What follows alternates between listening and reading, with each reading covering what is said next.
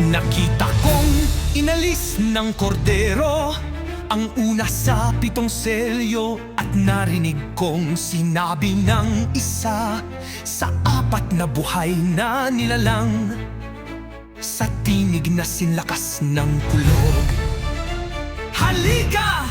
At nakita ko ang isang kabayong puti na ang nakasakay ay may hawak na na binigyan siya ng korona, at siya'y umalis upang patuloy na manakop.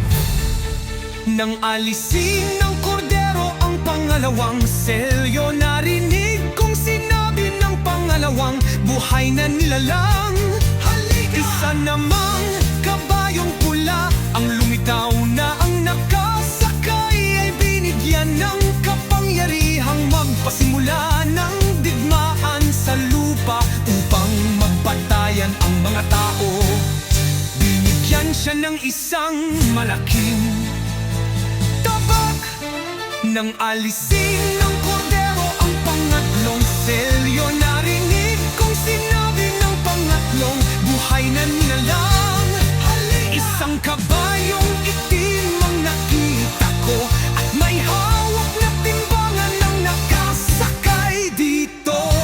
May narinig akong parang isang tinig na nagmumula sa kinaroroonan ng 4 na buhay na nilalang, na nagsabi, isang takal na trigo lamang ang mabibili ng sahod sa maghapong trabaho, at 3 takal na hari na lamang ang mabibili sa ganon ding halaga. Ngunit wag mong pinsalain ang langis ng olibo at ang ala.